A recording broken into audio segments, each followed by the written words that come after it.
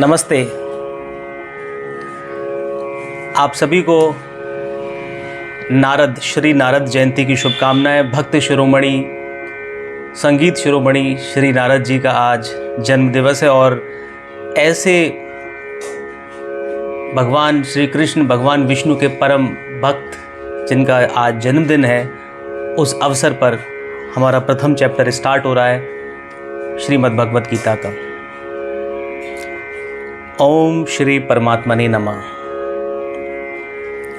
अथ श्रीमद् भगवत गीता अथ प्रथमो अध्याय। मैं स्टार्ट करूं उससे पहले मैं ये बताना चाहूँगा, श्रीमद् भगवत गीता योग का जो परिणाम मिलता है उसका ये एक इंस्ट्रूमेंट है, इंस्ट्रूमेंट फॉर गेटिंग द योग। जिन लोगों ने मेरे योग के सेशंस अटेंड किए हैं, आप जानते हो मैंने कई बार इस बात को जिक्र किया है, डिस्कस किया है मैंने इस बात को कि हमारे शरीर में कौन कौन से कोश होते हैं। हमारे पंचकोश, मतलब हम 5 शरीर हैं, मतलब मैं 5 शरीर हूँ, आप भी 5 शरीर वाले हैं। पहला अन्नमय कोश जो इस अन्न से, भोजन से बनता है, दिखता है सबको, यस। दूसरा प्राणमय कोश जो हम ब्रेथ लेते हैं, उसके साथ जो चलने वाला हमारा प्राण है, जो हमारे शरीर की ऊर्जा है, एनर्जी है, प्राणमय कोश है। हम अन्नमय कोश के लिए भी करते हैं योग में, उसको परफेक्ट बनाने के लिए प्राणमय कोश भी करते हैं, ब्रीदिंग प्राणायाम करते हैं, अलग अलग प्राणायाम की टेक्निक है। आसन भी प्राणायाम में परिणत हो जाता है। जब आसन को परफेक्शन के साथ किया जाता है तो वही प्राणायाम में रिजल्ट देने लगता है। तीसरा जो कोश है मनोमय कोश, मन, हमारा जो मन है वही तो रेस्पॉन्सिबल है, हमारा माइंड ही तो रेस्पॉन्सिबल है। अभी मैं बोलूं आपके पीछे देखिए वो छिपकली बिल्कुल आपके पास आ गई है, तो आप क्या करोगे? तुरंत इस शरीर को उठाकर आप कहीं और चले जाओगे या उसको हटाने की कोशिश करोगे, यस। तो मतलब मन आपके पूरे शरीर को नियंत्रित कर सकता है। मन को परफेक्ट ऑर्डर में कैसे लाएं, ये आपका तीसरा शरीर है। चौथा है विज्ञानमय कोश। आप जीवन में जो निर्णय लेते हो, मुझे ये करना चाहिए, ऐसे करना चाहिए, इनसे सलाह लेनी चाहिए, कब करना चाहिए कोई कार्य, मैं दुखी हूँ, खुश हूँ, ये सही कह रही हैं, वो सही कह रहे हैं, उन्होंने ऐसा कहा था, सोचा था, ये सारे जो प्रश्न होते हैं, आप इनका सॉल्यूशन कहाँ से आता है? आप कोई भी कार्य करते हो, कहीं भी जाते हो, करते हो, निर्णय लेते हो, तो कहीं अंदर से आप पहले अपने अंदर एक्सेप्टेंस बनाते हो, नहीं बनाते हो? हाँ या ना? ऐसा होता है भाई। मैं आपसे कोई कार्य करने की कहता हूँ, आप इसको ऐसे कर लीजिए, आप वहाँ चले जाइए, आप उनको ऐसे कह देना। तो आप जब करते हो कुछ काम को, आप पहले किसी से पूछ भी सकते हो, आप सलाह लेते हो, लेकिन अल्टीमेटली अंदर से आप अपनी कंसेंट लेते हो। मतलब अंदर एक तराजू है आपके अंदर जो चीज़ों को तोलता है और फिर निर्णय लेता है, ये सही है, मैं ये करूँगी, ये करूँगा। ऐसा होता है, नहीं होता है कि नहीं? कोई भी कार्य हो, आप बिना अपनी स्वीकृति के कैसे कर लोगे? जो स्वीकृति जो आती है, इस बात को ध्यान से समझना आप। ये जो मैं बात कह रहा हूँ ये बहुत इंपॉर्टेंट है। ये स्वीकृति जो आपके अंदर से आती है, भले लोग आपसे करने की कह रहे, कोई ऑर्डर देता है आपको, कोई सलाह देता है आपको, कई बार आप सलाह लेते हैं, कई बार आपसे कोई बड़ा है, सम्मानजनक है, पेरेंट्स हैं आपके जिनकी आप गुरुजन हैं, आप उनकी आज्ञा लेते हो। मैं आपकी आज्ञा से ये कार्य करना चाहता हूँ, चाहती हूँ। आपके कोई बॉस हैं, उनसे आज्ञा लेना चाहते हो, या आप किसी को आज्ञा देते हो, या आपको मिल रही है आज्ञा, या सलाह ले रहे हो अल्टीमेटली, लेकिन अंदर से स्वीकृति आप अपनी लेते हो नहीं लेते हो आप? हाँ या ना? तो अब इस बात को ध्यान से समझो, जो अंदर से स्वीकृति जो आपके पास आती है, वो जो जिस तराजू में तुलकर आती है, वो तराजू तोलता कैसे है, इस बात को आप समझने का प्रयास किया करें हमेशा। आप किसी भी कार्य को करने के लिए अंदर से जो अपनी एक कई बार तो वो स्वीकृति विद इन सेकेंड आ जाती है, ऐसे नहीं ऐसे होगा, भाई रहने दो, ये काम ऐसे नहीं होगा, ऐसे होना चाहिए, आप रहने दो, आप नहीं कर सकते, मैं कर लूँगा, आप छोड़ दीजिए। ऐसा हम करते नहीं करते, कहते, क्योंकि वो तुरंत आ जाती है। एकदम सडन सिचुएशन आने के बाद भी हम सडन डिसीजन ले लेते हैं। आप इस बात पर गौर करें, वो अंदर से जो तराजू है, जो आपका जो वेइंग मशीन है, चीज़ों को तोलता है और जो निर्णय देता है, वो काम कैसे करता है। विज्ञान में कोश नाम है उसका, विज्ञान में कोश, विज्ञान साइंस कहते हैं, जो तर्कों पर चलता है, जो फॉर्मूले पे चलता है। साइंस में फॉर्मूले होते हैं, मैथमेटिक्स में फॉर्मूले होते हैं। वो फॉर्मूले जो आपके कैसे बने हैं, जब से आप देखो छोटे से बच्चे को देखो आप, अभी तो वो लेटा हुआ रहता है, बैठना भी नहीं जानता।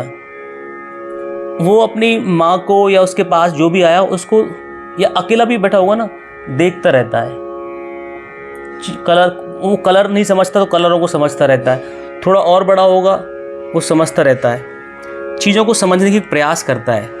आप भी जो ऐसी चीज़ें हुई है ना आपकी लाइफ में, जो पहली बार हुई है, होती है ना, कोई चीज़ सीखी पहली बार, आपने कुछ नया खाया, नया बनाया, नई जगह गए, नया सब्जेक्ट, नया टॉपिक पढ़ा, नई कोई टेक्नोलॉजी देखी, सीखी, नया, तो आप उस समय माइंड में क्या हो रहा होता है, आप एक लर्निंग प्रोसेस में होते हो। आपके ब्रेन में नए इक्वेशंस बनते हैं। साइंस कहती है कि आपके ब्रेन में हमेशा नए इक्वेशंस बनती रहती हैं। नए इक्वेशंस बनती हैं, उस चीज़ को एब्जॉर्ब करके भविष्य में अब इससे संबंधित कुछ आएगा तो मेरे पास इसका सॉल्यूशन रेडी है। वो इक्वेशन बनने का काम हमेशा होता रहता है। ये तो नई नई चीज़ों को लेकर हुआ, लेकिन ये जो नई चीज़ों को बनना, स्वीकृति होना, ये जिन फंडामेंटल कंसेप्ट जो है, फंडामेंटल जिस फंडामेंटल पर ये चलता है, वो क्या है, विज्ञान में कोश, वो हम इसमें करने वाले हैं। जो व्यक्ति योग में आगे बढ़ना चाहता है, थेरेपी चाहता है, अपनी स्वयं की चिकित्सा करना चाहता है, शरीर की चिकित्सा अन्नमय कोश की करेगा, प्राणमय कोश की करेगा, ब्रीदिंग टेक्निक से, ध्यान की टेक्निक से मनोमय कोश की करेगा। विज्ञान में कोश होता है आपके उस फंडामेंटल कंसेप्ट्स को क्लियर कर देना। आपने जो मान के चला हुआ है, अभी तक ये मानते हैं कि मैं ये मानता हूँ, ये इस बेसिस पर सही होना चाहिए, ये गलत होना चाहिए, ये आपके विज्ञान में कोश के उन फंडामेंटल कंसेप्ट्स को हिलाने वाला शास्त्र है। क्या आप हिलने के लिए तैयार हैं? तैयार नहीं है आप? तैयार होना चाहिए आपको। इतना आश्वासन मैं दे सकता हूं कि ये जो आपके कंसेप्ट बनाएगा वो एब्सोल्युटली करेक्ट है। क्यों करेक्ट है? ट्राइड एंड टेस्टेड है। Millions of the people have already use this concepts.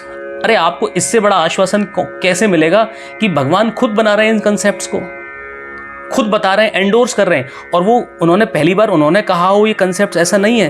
तत्वदर्शी ऋषि मुनि पहले ही कर चुके, कह चुके हैं, लोग भूल गए, उन्होंने फिर से इसको बताया। That means already tried and tested था। Lord Shri Krishna, the Yogeshwar Shri Krishna, he reiterated these fundamental concepts of विज्ञान में कोश। दोबारा बताया उन्होंने, किसके लिए? मेरे लिए, आपके लिए, सबके लिए। तो क्या वो कंसेप्ट्स ठीक हो जाने से मेरा विज्ञान में कोश परफेक्ट हो जाएगा? हाँ, हो सकता है।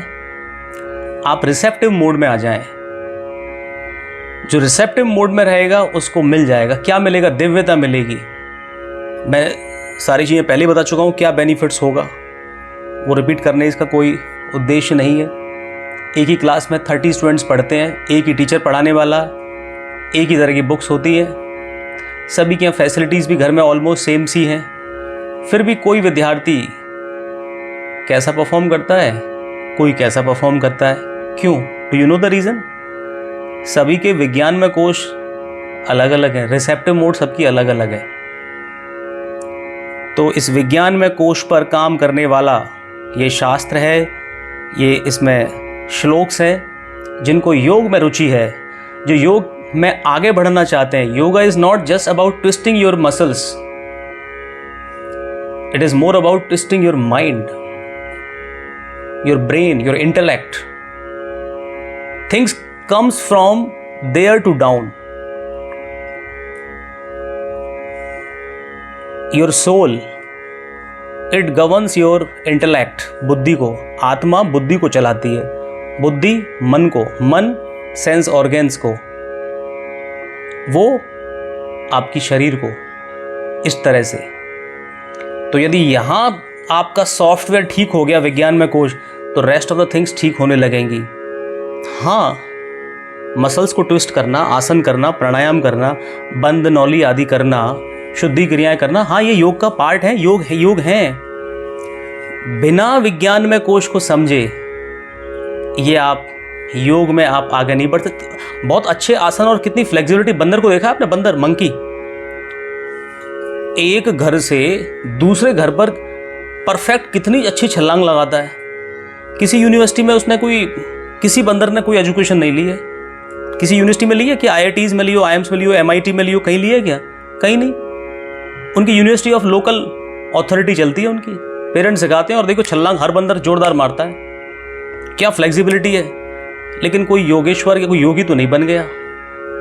वो योग्यता मनुष्य के अंदर है, जरूरी है। ये ऐसा नहीं I am underestimating the role of the flexibility या आसनों की, नहीं, मैं खुद उनमें से एक हूँ जो मैं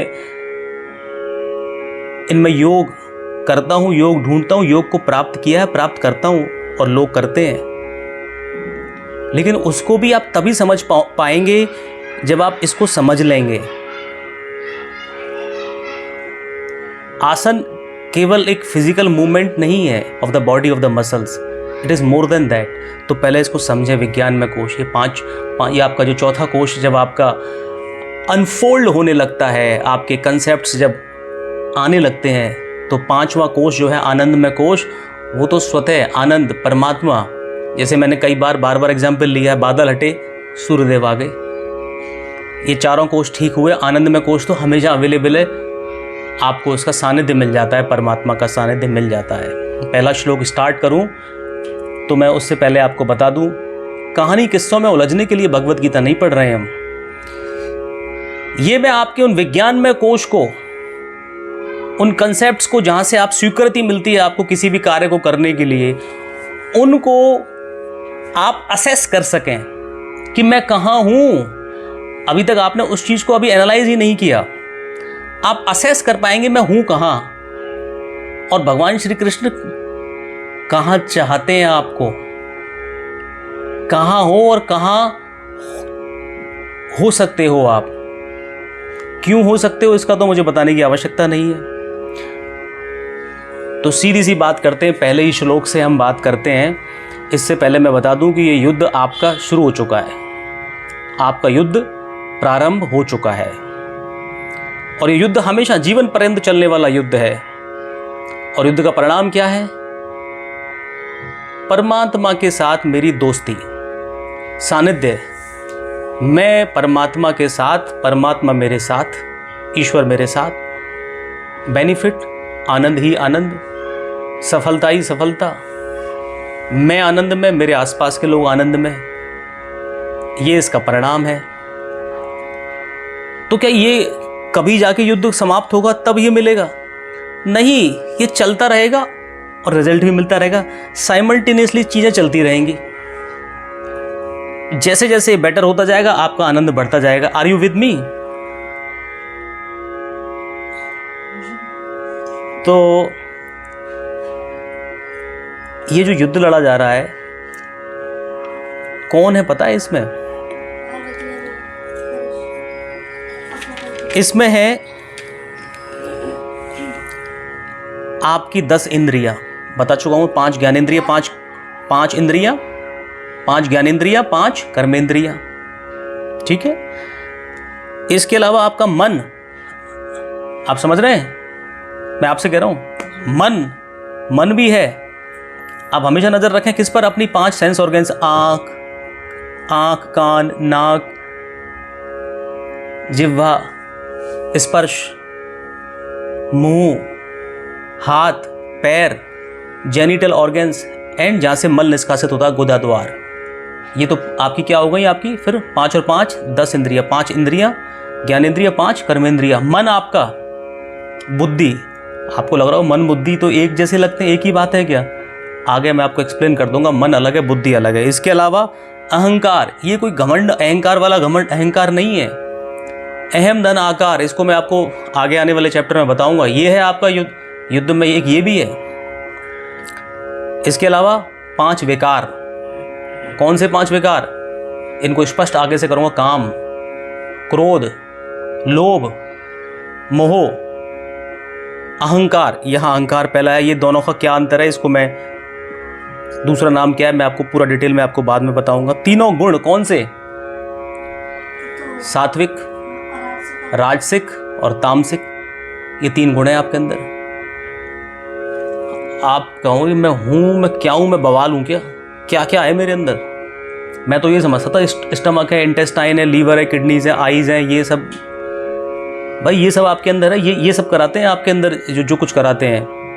5 + 5 इंद्रियां हो गई, मन बुद्धि अहंकार, 5 विकार हो गए और 3 गुण है आपके अंदर। कभी सात्विक काम करता है, कभी राजसिक काम करा लेता है, कभी तामसिक काम करा लेता है। समझ में आ गई बात आपके? तो अब क्या करता है, पहला ही जो श्लोक है, धृतराष्ट्र जी पूछते हैं। मुझे बताने की, इसमें डिस्कस करने की जरूरत नहीं धृतराष्ट्र कौन है, क्या है। आपको ये जो नाम आएंगे, नाम से आपका उद्देश्य केवल इतना ही रहेगा कि आपको आपकी फाइट में कहाँ हेल्प कर रहे हैं। इन सब की आवश्यकता पड़ेगी, कभी अपन और डिस्कस कर लेंगे इस बात को, क्योंकि हमें ये, मैं अपने विज्ञान में कोश के लिए कर रहा हूँ।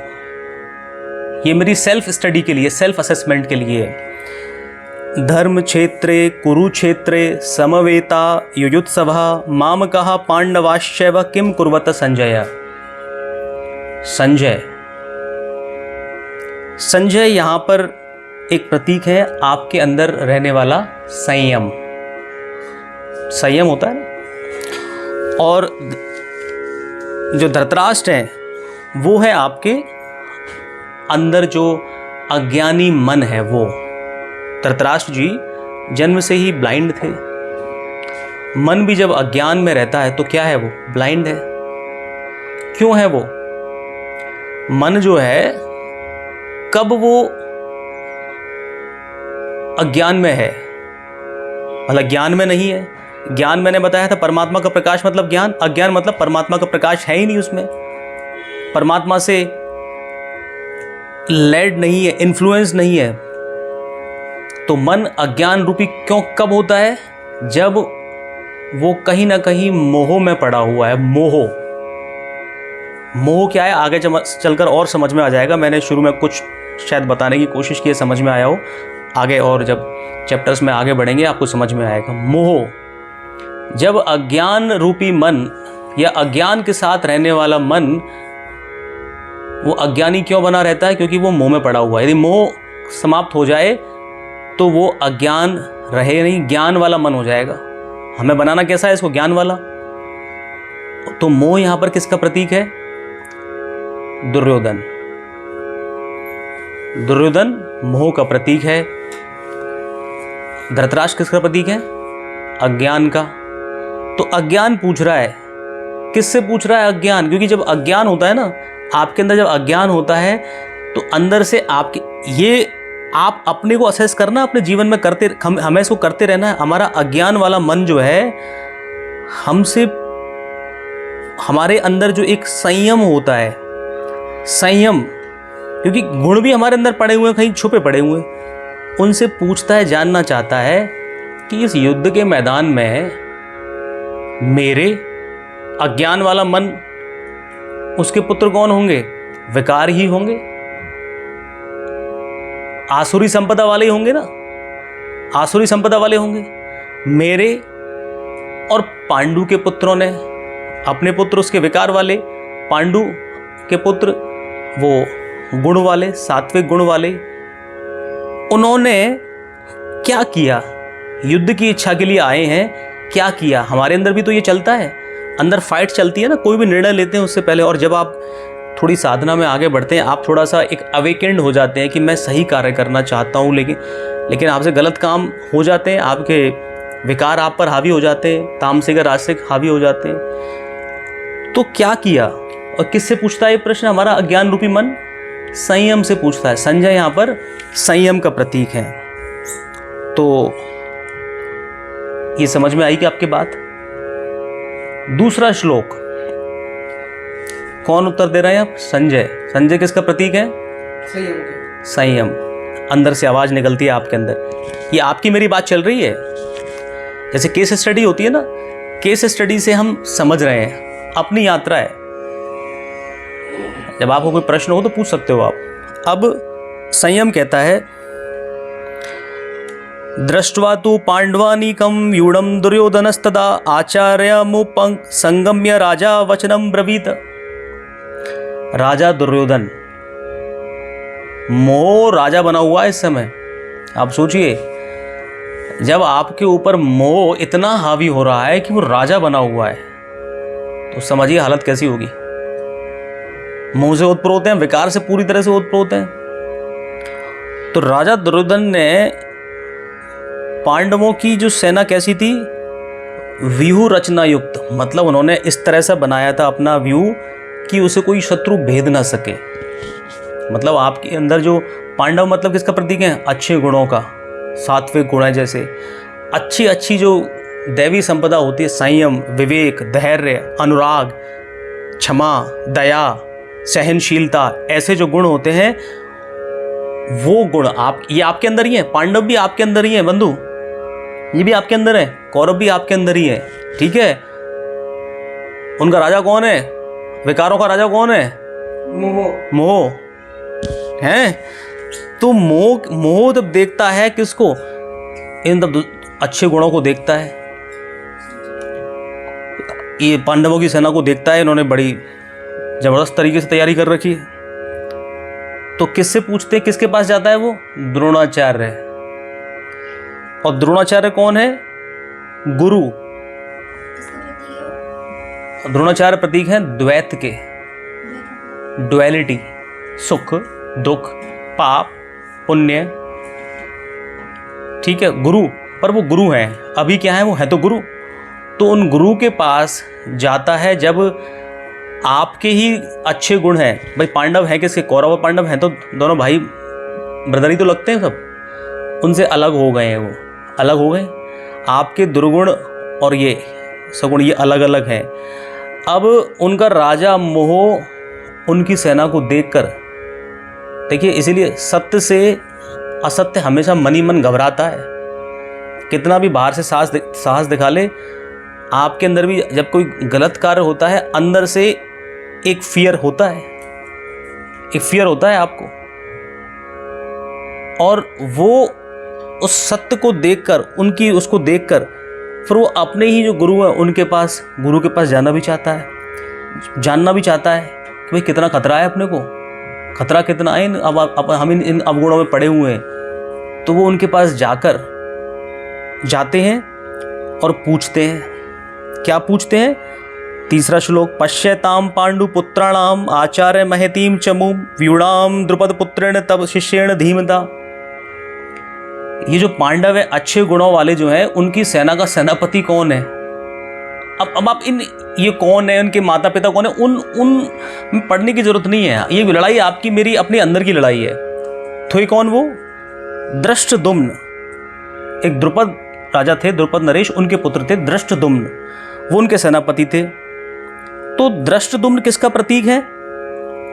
जब मन आपका स्ट्रांग हो जाए, दृढ़ हो जाए कि मुझे अपने गुणों पर कायम रहना, अच्छे गुणों पर, संयम, धैर्य, क्षमा, समझ रहे हैं आप, विवेक, वैराग्य, मोह से रहित, और इन पर परिस्थितियां हैं, मैं अपने को इन पर कायम रखूंगा। यही क्या है? दृढ़ मन ही किसका प्रतीक है यहाँ पर? दृष्टद्युम्न। वो क्या है? इसका सेनापति है, इसलिए समझ में आ गई। तो मोह किससे घबरा रहा है? उस दृढ़ मन से घबरा रहा है, उनके सेनापति से, तभी तो उसका नाम ले रहा है। मोह नाम ले रहा है। मोह कौन? दुर्योधन। कि भाई ये जो इनकी बुद्धिमान शिष्य है, किसका ये शिष्य किसका है? ये भी द्रोणाचार्य जी ने सिखाया। अपने बुद्धिमान शिष्य द्रुपद पुत्र दृष्टद्युम्न, उन्हीं के गुरु तो एक ही है सब, कौरवों पांडवों दोनों के गुरु कौन है? द्रोणाचार्य दोनों की। तो अपने शिष्य ने, जिसने सेना को लीड कर रखा है, इस सेना को आप देखिए अपने गुरु से कह रहे हैं, अपने अंदर के गुरु से मोह कह रहा है, इसको देखो। अब देखो आप अंदर से बातें कैसे करते हो, आपका ही जो मोह जो है अंदर ही अंदर गुरु से भी कह रहा है कि उनको देखिए। आप समझिए इन गहरी बातों को। अब वो कैसे कहते हैं, अब उनको बताएंगे भी, ये मोह जो है उनकी सेना के बारे में बताएंगे। किसकी सेना? पांडव की सेना, अच्छाई की सेना। उनकी सेना, उनकी सेनाओं के नाम लेके लेके बताएगा, क्योंकि आप देखो इससे पता चलता है कि घबराहट कितनी है अंदर से। अत्र शूरा महेश्वासा भीमा अर्जुन समायुधि युयुधानो विराटस्य द्रुपदस्य महारथा। अब आप देखिए एक एक जो नाम जो लेंगे, ये पांडवों की सेना में जो लोग हैं युद्ध लड़ने वाले, उनके नाम लेंगे। ये प्रत्येक नाम आपके अंदर उस जो गुण है उसके प्रतीक हैं। आप पहचाने मैं कहाँ हूँ, मेरे अंदर ये कब कब होता है, क्या होता है। पहला नाम लिया महेश्वासा, ये प्रतीक है। ऐसा कुछ जो महान ईश्वर जो है परमात्मा, महान ईश में वास दिलाने वाले, मतलब ऐसा कुछ हो भाई, परमात्मा में वास करना चाहते हो आप, परमात्मा में ही तो आप ओतप्रोत रहना चाहते हो, ये लक्ष्य है कि नहीं, उसमें वास कराने वाला कोई है, उसका नाम था महेश्वासा। ऐसी चीज़ें आपके अंदर, ऐसे गुण, ऐसी चीज़ें जो ईश्वर में बने रहने में मदद करें। आज भी जब भगवान की पूजा करते हो, आप पूजा अर्चना करते हो, ध्यान करते हो, मन में उनके बारे में कृपा उनकी सोचकर, उनके गुणों को सोचकर, उनसे अपने सानिध्य को सोचकर, भजनों में, गीतों में, सोच में, विचार में, डिस्कशन में, पूजा में, अर्चना में, आपको अच्छा लगता है ना, है कि नहीं? तो ऐसी ये चीज़ें, कोई चीज़ें जो आपको ईश्वर में वास दिलाने वाली हो। भीम के बारे में करें, भीम किसका प्रतीक है? भाव। बिना भाव के भगवान मिलते हैं क्या? तो ये भाव भी पांडवों की सेना में ही है। आसुरी सेना में भाव कहाँ होते हैं? भाव, इमोशंस जिसे कहते हैं। और भगवान कहते हैं ना, भगवान तो भावनाओं के भूखे हैं। कल परसों ही मैं एक कहानी छोटी सी पढ़ रहा था। एक जंगल में एक संत जो है भगवान श्री कृष्ण का भजन करते थे, वहीं से एक जो है शिकारी जो है रोज जाता था, संत को वो रोज ढोल लगा के प्रणाम करके जाता था। क्योंकि मैं आपके लिए क्या करूं, एक दिन बोला वो। आप किसको याद करते रहते हैं, आप कौन, किसको ढूंढ रहे हैं, आप क्या पूछा उन्होंने, तो उन्होंने बोला कि मैं तो भगवान श्री कृष्ण को खोज रहा हूं, वो मिल जाए मुझे परमात्मा। मैं आपका काम कर दूंगा, आप बताओ क्या करना है, उनको ले आओ। जंगल में गए, जाल फेंका उसने, और वो पूरा मन कि मैं जब तक मैं आऊँगा नहीं, जब तक मैं आपको आपका काम करके ना लो, तब तक मैं वापस नहीं आऊँगा, ऐसा कुछ कहा। जाल फेंका और श्री कृष्ण उसमें आ भी गए। जाल में फंस कर वो बताया कि बांसुरी बजा, कैसा दिखता है वो, बांसुरी बजाते हैं, मोर पंख है, ये है वो है बताया, और उसमें वो आ गए, पकड़ के ले आए। अरे वो आश्चर्यचकित हो गए वो संत, मैं कितने वर्षों से तपस्या कर रहा हूँ, श्री कृष्ण भगवान मुझे नहीं मिले और इस शिकारी को मिल गए। प्रश्न पूछा श्री कृष्ण से, ऐसा क्यों? इसकी भावनाएं देखिए, ये आप में भगवान देखता है, और ये नित्य आपके पास नित्यता बनाई हुई है इसने। इसका दृढ़ संकल्प देखिए, मुझे जब तक नहीं मिलेंगे आपके लिए, तब तक मैं वापस नहीं आऊँगा। और इस भावना के साथ भगवान, उस भावना के भूखे, भाव मिले, भगवान यूं प्रकट हो गए। देखिए उसको तो इम्पोर्टेंस भी नहीं पता कैसे क्या हुआ, उसको तो ये था कि मैंने अपने संत जो है उनको भगवान माना हुआ है, उनके लिए मैंने काम कर दिया, प्रसन्न हो गए, इसमें नतमस्तक हो गए। संत भी भगवान की भगवान भाव के भूखे हैं। तो भीम किसके यहाँ पर प्रतीक हैं? भावना के, भाव के। महेश्वासा बताया, भीम है, ऐसे सूरवीर हैं। और अर्जुन है, अर्जुन किसका प्रतीक है? पिछले अध्याय में बताया, पिछले सेशन में बताया था, अनुराग। अनन्य प्रेम किससे होता है? अनुराग से। ऐसे भूलिए मत, ये आपकी यात्रा है, ये आपकी है। ये अर्जुन कृष्ण, ये पांडव कौरव, वो तो कर करू के जो हो गया चला गया, ये अपनी हमारे लिए है।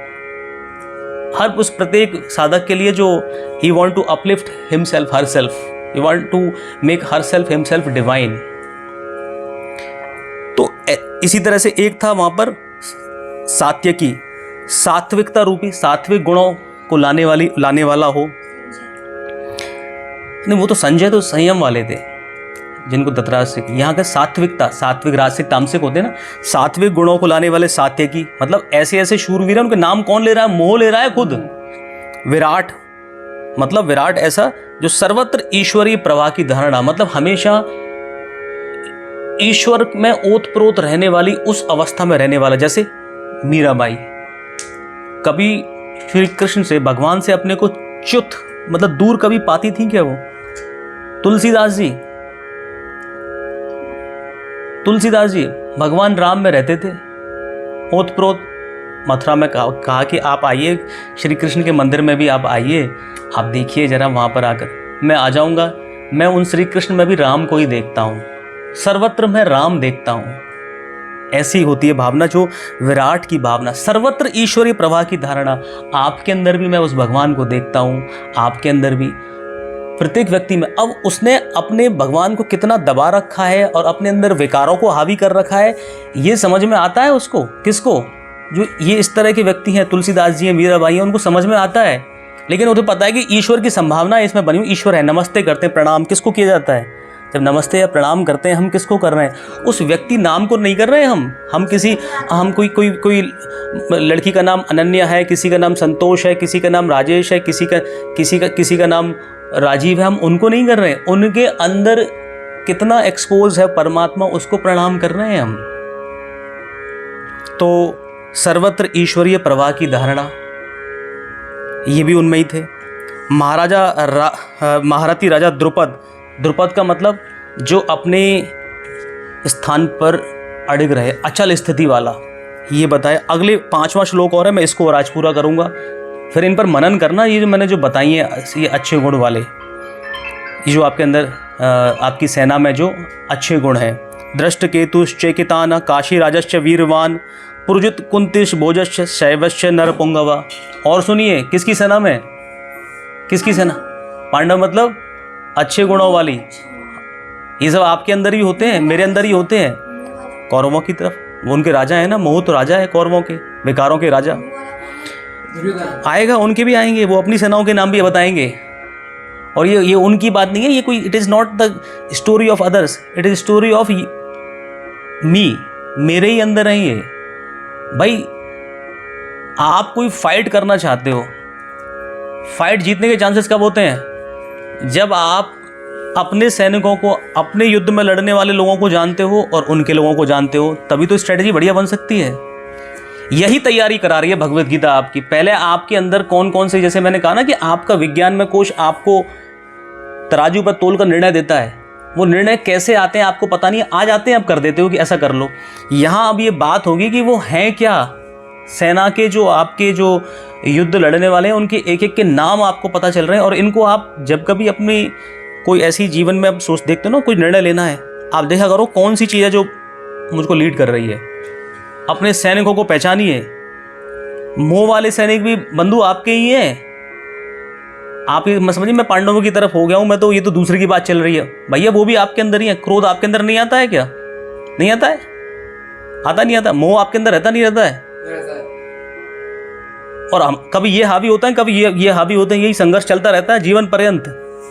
अब अपन को समझ में आ गया है कि ये चलेगा, तो हम पहले से ही हम क्या रहेंगे, उस चेतना में बने रहेंगे। अगले कौन से श्लोक की जो बात आ रहा है, दृष्ट केतु है। दृष्ट केतु मतलब दृढ़ कर्तव्य, अपना कर्तव्य जो बनाया हुआ उस कर्तव्य पर दृढ़ रहने वाला, मुझे अपना कर्तव्य पूरा करना है, ये है दृष्ट केतु। चेकितान, चेकितान क्या है? देखिए, ये मुझे बहुत अच्छा लगता है। चेकितान, ये जो युद्ध लड़ने वाला, ये इसका मतलब क्या है?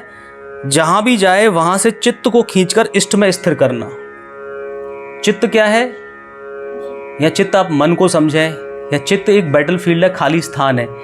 एक ऐसा, ये मैग्नेट है। चित्त क्या है? एक मैग्नेट मानिए, खाली स्थान है। इसको हमेशा कुछ ना कुछ एक विषय चाहिए, एक चीज चाहिए जिसके साथ ही रह सके। कभी होता है ना कि आप खुद को देखते हो, चलो टीवी देख लेते हैं, चलो ये खेल लेते हैं, चलो ये पढ़ लेते हैं, चलो इनसे बातचीत कर लेते हैं, कुछ इंटेलेक्ट बातें कर लेते हैं, कुछ संगीत कर लेते हैं, चलो सो लेते हैं, सोने में सपने देख लेते हैं। मतलब उस चित्त को क्या चाहिए? हमेशा भोजन चाहिए, कुछ ना कुछ फूड चाहिए उसको, मतलब आलम्ब चाहिए, सपोर्ट चाहिए उसको।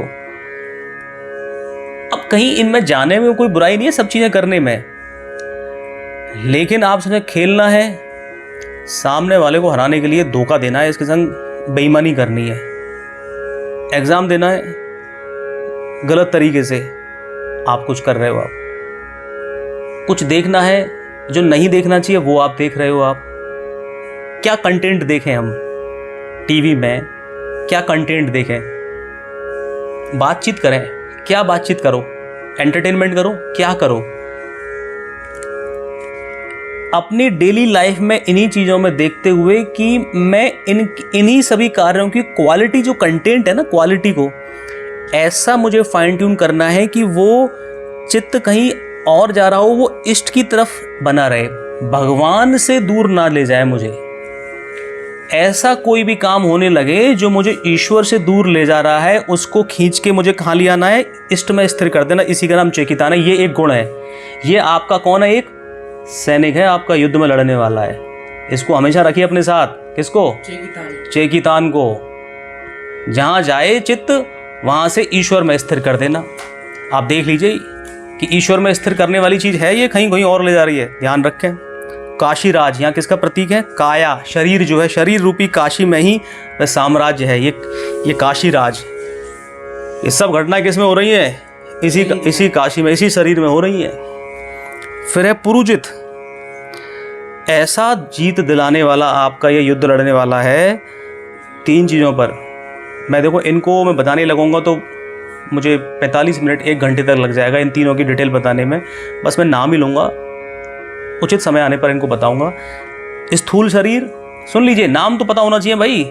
कई बार आपको क्रिकेट खेलते हो, आप कहते हो मेरी टीम, मान लीजिए आप IPL देखते हैं, बेंगलोर है कि भाई इनकी गुजरात है, या मैं गुजरात की तरफ हूँ, इनकी तरफ हूँ, या आप खेल ही रहे हैं, आप टीम के, आपको नए प्लेयर आए, उनके बारे में पता नहीं है, आपने रिसर्च नहीं किया, पर नाम तो पता कर दो। हाँ साहब ये X है, ये Y है, ये नाम तो पता करें, तो नाम तो पता कर लो। यहाँ पर ये कौन है? ये ऐसा सैनिक है जो स्थूल शरीर पर विजय दिलाता है, सूक्ष्म शरीर पर दिलाता है और कारण शरीर पर दिलाता है। अभी तो 5 कोश शरीर बताए थे, मनोमय कोश, प्राण में, विज्ञान में, अन्न में और आनंद में, ये और आगे कौन से शरीर आ गए? स्थूल शरीर। ये अलग अलग तरह से चीज़ों को बताना, स्थूल शरीर, सूक्ष्म शरीर और कारण शरीर। डिटेल में आपको बाद में बताऊंगा। इन तीनों ही शरीरों पर विजय दिलाने वाला है कौन? पुरुजित। कुंती भोज कौन है? कर्तव्य से भव पर विजय, भव मतलब इस संसार पर, इस संसार पर विजय प्राप्त करना। संसार पर विजय प्राप्त करने से मतलब आपके अंदर के दुर्गुणों पर विजय प्राप्त कर लेना, तो आप संसार पर विजय पाली। किस तरीके से? कर्तव्य से, अपने कर्तव्यों का पालन करते हुए संसार पर विजय प्राप्त करना, कुछ जिम्मेदारियों से भागना नहीं है। तो ये कौन बताता है? कुंती भोज। और शैव्य है कौन? नरों में श्रेष्ठ है, मतलब अर्थात सत्य व्यवहार, अपने जीवन में सत्य का व्यवहार करना, जो सही है वो कार्य करना। ये उन्होंने कुछ आज बताए हैं नाम अपने। किसकी? मोह बता रहा है अपने अंदर के गुरु को, मोह अपने अंदर के गुरु को बता रहा है अच्छे गुणों वाली सेनाओं के नायकों के नाम बता रहा है। अब मैं इनके अर्थ में बताऊंगा आपको, to just getting the revision. कौन कौन से नाम बताए? अभी मैं उल्टा शुरू करूं। अभी तक आज जो हमने किए, एक शैव्य, कुंती भोज, पुरुजित, काशीराज, चेकितान, दृष्टकेतु, विराट, महेश्वासा, अर्जुन, भीम, सात्यकी, राजा द्रुपद और सेनापति कौन इनके? धृष्टद्युम्न। ये उन्होंने बताए हैं। अब आपकी जो अंदर की जो फाइट है ये रोचक बनती जा रही है। अब आपको समझ में आ रहा है कि मेरे ये सब किसके अंदर है? ये मेरे अंदर, इस काशी में, मेरे, हाँ, इस शरीर में, इसके अंदर ही है। और आप देख लेना, अलग जब इनको आप ध्यान से देख रहे हैं, सुन रहे हैं, बाद में और बार बार देख सकते हैं, समझ सकते हैं आप कि कौन सा गुण मेरे पे कब काम कर रहा है या काम में लाना है, ये समझ में आने लगेगा। अभी तो ये प्रस्तावना चल रही है, अभी तो कौन बता रहे हैं? अभी तो धृतराष्ट्र जी बोले बात, संजय बोले, अब दुर्योधन बोल रहे हैं, अभी तो अर्जुन तो बोले ही नहीं है। अभी श्री कृष्ण ने तो अभी प्रथम वाक्य बोला ही नहीं है। कितनी इंटरेस्टिंग होने वाली है आपकी ये विज्ञानमय कोश की यात्रा। आज के लिए इतना ही। नमस्ते, जय श्री कृष्ण। जय श्री कृष्ण।